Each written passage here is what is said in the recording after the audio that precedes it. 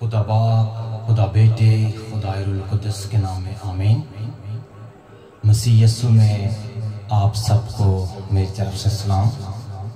अजीज़ों, आज मैं छोटा सा पैगाम जो खुदावंद की तरफ से मुझे मिला है मैं आप लोगों तक पहुंचाना चाहता हूं। तो आइए हम देखते हैं खुदावंद के ज़िंदा कलाम अक़दस में से मुक़द्दस ज़बूर की किताब और उसका पहला ज़बूर और उसकी पहली आयत में से हम देखेंगे कि खुदावंद के कलाम अक़दस में क्या मरतबा है। खुदावंद के कलाम अक़दस में लिखा है, मुबारक है वो आदमी जो शरीरों की सलाह पर नहीं चलता और हताकारों की राह में खड़ा नहीं होता और ठट्ठाबाजों की मजलिस में नहीं बैठता, बल्कि खुदावंद की शरीयत में उसकी खुशनुदी है और उसी की शरीयत पर दिन रात उसका ध्यान रहता है। वो उस दरख्त की मानिंद होगा जो पानी की नदियों के पास लगाया गया है, जो अपने वक्त पर फलता है और जिसका पत्ता भी नहीं मुरझाता। सो जो कुछ वो करे बार बार होगा। शरीर ऐसे नहीं बल्कि वो बोसे की मानिंद है जिसे हवा उड़ा ले जाती है। इसलिए शरीर अदालत में कायम न रहेंगे, न हताकार साधकों की जमात में, क्योंकि खुदावंद साधकों की राह जानता है और शरीरों की राह नबूद हो जाएगी। मेरे अज़ीज़ों, कलाम अक़दस में खुदा का कलाम हमें तरबियत करता है, खुदा का कलाम हमें नसीहत करता है, खुदावंद का कलाम हमें सिखा रहा है कि मुबारक है वो आदमी जो शरीरों की सलाह पर नहीं चलता। वो शख्स मुबारक है जो शरीरों की सलाह पर नहीं चलता और हताकारों की मजलिस में नहीं बैठता और ठट्ठाबाजों के पास खड़ा नहीं होता। कलाम अक़दस में ये लिखा है, ये हमारे लिए तरबियत नसीहत है। मेरे अज़ीज़ों, कलाम सच्चाई है और खुदा का कलाम हमें ये सिखाता है कि हमें इस दुनिया में रहते हुए अपनी जिंदगी को किस तरह बसर करना है। जैसे कलाम अक़दस में लिखा है, मुबारक है वो आदमी जो शरीरों की सलाह पर नहीं चलता। वो शख्स मुबारक है। मैं आपको बताना चाहता हूँ मुबारक का मतलब क्या है। मुबारक का मतलब है आगे बढ़ना। हर वो शख्स बरकत पाएगा, आगे बढ़ेगा, उसके पास हर चीज खुदा उसे मुहैया करेगा। उस शख्स को जो शरीरों की सलाह पर नहीं चलता और हताकारों की राह में खड़ा नहीं होता और ठट्ठाबाजों की मजलिस में नहीं बैठता, बल्कि कलाम अक़दस में लिखा है, बल्कि खुदावंद की शरीयत में उसकी खुशनुदी है। उस शख्स की जो शरीरों की सलाह पर नहीं चलता और हताकारों की राह में खड़ा नहीं होता और ठट्ठाबाजों की मजलिस में नहीं बैठता, वो शख्स मुबारक है। और जो शख्स ऐसे लोगों से दूर रहता है वो खुदावंद की शरीयत में दिन रात उसका ध्यान रहता है। जैसे कि कलाम अक़दस में लिखा है दूसरी आयत में, बल्कि खुदावंद की शरीयत में उसकी क्या है, खुशनुदी है। वो खुदावंद की शरीयत में खुश रहता है, खुदावंद में खुश रहता है, खुदावंद के कलाम में खुश रहता है। जैसे कि कलाम अक़दस में लिखा है, बल्कि खुदावंद की शरीयत में उसकी खुशनुदी है। मेरे अज़ीज़ों, मेरी बहनों, मेरे भाइयों, इस बात पर गौर कीजिए और खुदा के कलाम को गौर से सुनिए कि खुदा का कलाम हमें क्या नसीहत करता है, ठीक है। और उसी की शरीयत पर दिन रात उसका ध्यान रहता है। दिन रात जो शख्स शरीरों की सलाह पर नहीं चलता, मेरे अज़ीज़ों, उसका ध्यान हर वक्त खुदावंद की शरीयत पर रहता है, दिन रात रहता है, हर वक्त रहता है। और वही शख्स मुबारक है, वही शख्स बरकत पाएगा। कलाम अक़दस में लिखा है, वो उस दरख्त की मानिंद होगा जो पानी की नदियों के पास लगाया गया है। मेरे अज़ीज़ों, खुदा का कलाम हमें सिखा रहा है कि वो शख्स जो शरीरों की सलाह पर नहीं चलता वो उस दरख्त की मानिंद है जो पानी की नदियों के पास लगाया गया है। पानी की नदियों के पास लगाने का मतलब यह है क्योंकि उसको पानी मिलता रहता है उस दरख्त को और वो हरा भरा रहता है।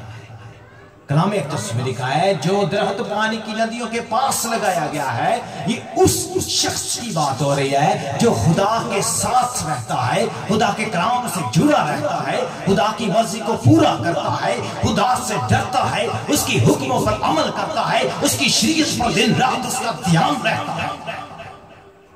ये वो शख्स है जो पानी की नदियों के पास लगाया गया है और ये वो पानी है जो जिंदगी का पानी है। कलाम अक़दस में लिखा है कि जिंदगी का पानी कौन है, जिंदगी की रोटी कौन है, वो खुदावंद यीशु मसीह है। मेरे अज़ीज़ों, इस बात पर गौर कीजिए, वो दरख्त जो पानी की नदियों के पास लगाया गया है, ये दरख्त की बात नहीं हो रही, ये पानी की बात नहीं हो रही, असल में ये उस शख्स की बात हो रही है जो खुदा के कलाम से जुड़ा रहता है और वो जिंदगी का पानी खुदावंद यीशु मसीह का कलाम है। जो कोई शख्स इस जिंदगी के पानी के साथ साथ रहता है, इसके पास रहता है, यानी जिंदगी का पानी खुदा का कलाम है। जो कोई खुदा के कलाम के साथ रहता है, साथ साथ चलता है, वो मुबारक है। उस शख्स को रास्तबाज कहा जाता है। वो इस शख्स नेक है और खुदा की मर्जी को पूरा करता है। मेरे अजीजों, खुदा के कलाम पर गौर कीजिए। खुदा के कलाम अक़दस में लिखा है कि खुदा ने एक बार फरमाया और मैंने 2 बार सुना। खुदा का बंदा फरमाता है दाऊद नबी कि खुदावंद ने एक बार फरमाया और मैंने 2 दफा सुना। जब हम खुदा के कलाम को गौर से सुनते हैं, ध्यान से सुनते हैं, तो फिर हमारी जिंदगी में तब्दीली आती है। इसका मतलब क्या है कि खुदा ने एक बार फरमाया और मैंने 2 दफा सुना। उसने एक बार फरमाया है, मैंने 2 दफा, ये कैसे सुना है? मेरे अजीजों, ये बात है कि जब हम खुदा के कलाम को सुनते हैं तो हम यहां से सुनते हैं और यहां से निकालते नहीं है। जब हम खुदा के कलाम को दोनों कानों से सुनेंगे, जब खुदा की आवाज को दोनों कानों से हम सुनेंगे तो खुदा का कलाम हमारे दिल के अंदर जाएगा। और जब खुदा का कलाम हमारे दिल के अंदर चला जाता है तो फिर खुदा का बंदा फरमाता है, मैंने तेरे कलाम को अपने दिल में रख दिया है ताकि मैं तेरे खिलाफ गुनाह न करूं। जब हम खुदा के कलाम को अपने दिल में रख लेते हैं, हम बदी नहीं करते, गुनाह नहीं करते, गलतकारी नहीं करते, हरामकारी नहीं करते, ज़िनाकारी नहीं करते, हर तरह का झूठ फरेब नहीं करते, क्योंकि खुदा का कलाम हमारे दिल के अंदर होता है और वो हमें गुनाह नहीं करने देता। हालेलुया। मेरे अज़ीज़ों, यहाँ पर हम खुदा के कलाम को सीखेंगे मजीद। वो उस दरख्त की मानद होगा जो पानी की नदियों के पास लगाया गया है, जो अपने वक्त पर फलता है। कलाम अक़दस में लिखा है कि खुदावंद के कभी हाथ के नीचे फरोख्तनी से रह, वो तुझे वक्त पर सरपरस्त करेगा। हर चीज का एक वक्त है, हर चीज का हर एक टाइम है। मेरे अजीजों, वक्त आएगा जब हम खुदा के साथ साथ चलते रहेंगे। एक दिन आएगा कि खुदा हमें कामयाब करेगा, हमें सरबुलंद करेगा। और ये तभी होगा जब हम शरीरों की सलाह पर नहीं चलेंगे और हताकारों की राह में खड़ा नहीं होंगे और टटाबाजों के मजलिस में नहीं बैठेंगे, बल्कि खुदावंद की शरीयत में हम अपना दिल लगाएंगे, खुदावंद के कलाम पर हम अपना दिल लगाएंगे और उसके कलाम में खुशनूस रहेंगे और उसकी मर्जी को हम पूरा करेंगे। मेरे अज़ीज़ों, कलाम अक़दस में लिखा है वो उस दरख्त की मानद होगा जो पानी की नदियों के पास लगाया गया है। और कलाम अक़दस में लिखा है जो अपने वक्त पर फलता है और जिसका पत्ता भी नहीं मुरझाता। वो इंसान जो खुदा के कलाम में रहता है, दिन रात उसका ध्यान खुदा के कलाम में रहता है। मेरे अजीजों, वो कभी भी मुरझाता नहीं है, वो कभी भी उदास नहीं होता, वो कभी भी सैड नहीं होता, बल्कि वो खुश रहता है, हैप्पी रहता है। खुदा का बंदा पौलुस रसूल फरमाते हैं, खुदावंद में खुश रहो। फिर कहता हूं, खुदावंद में खुश रहो और जो काम करो वो जी से करो, ये जानकर कि खुदा के लिए करते हो, ना कि लोगों के लिए, इंसान के लिए। मेरे अजीजों, हमें खुदा के लिए काम करना है, हमें खुदा के लिए सब कुछ करना है, खुदा में खुश रहकर हमने करना है। यहां पर कलाम इक़दस में लिखा है, तो जो कुछ वो करे बार बार होगा। शरीर ऐसे नहीं है, शरीर ऐसे नहीं, शादी कैसी है। और देखिए, हर वो शख्स मुबारक है जो शरीरों की सलाह पर नहीं चलता, लेकिन कलाम इक़दस में लिखा है कि शरीर ऐसे नहीं है। शरीर कैसे है? बल्कि वो बोसे की मानिद है जिसे हवा उड़ा ले जाती है, जिसे हवा उड़ा ले जाती है। मेरे अजीजों, कलाम इक़दस में लिखा है, बल्कि बोसे की मानिद है जिसे हवा उड़ा ले जाती है। ये बोसे को क्या कहते हैं? जैसे हम ये देखते हैं कि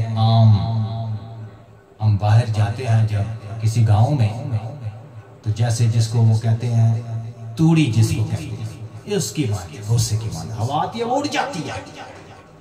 शरीर ऐसे है, जब हवा चलती है वो उड़ जाते हैं, लेकिन खुदा के लोग, जो सादिक लोग हैं, वो कायम रहते हैं, मजबूत रहते हैं। और जो शरीर है वो कायम नहीं रहते।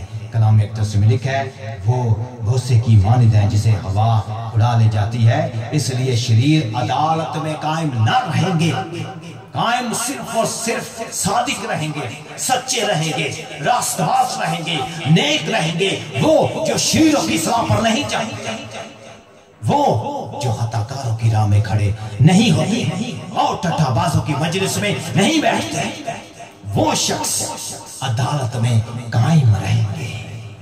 मेरे अजीजों, गौर कीजिए, कलाम इक़दस में लिखा है, इसलिए शरीर अदालत में कायम ना रहेंगे, ना हताकार साधकों की जमात में। जहां पर सादिक लोग हैं, साधकों की जमात है, वहां पर शरीर लोग कायम नहीं रहते, वहां पर वो नहीं रह सकते, क्योंकि वो उनके खिलाफ।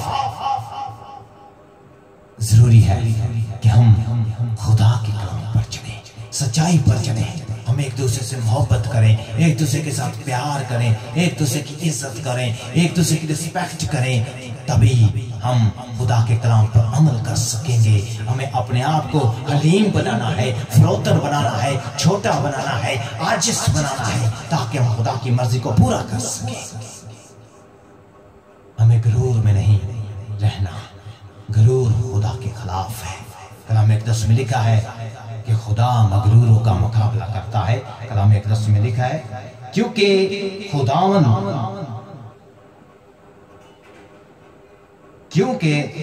खुदावन साधकों की राह जानता है।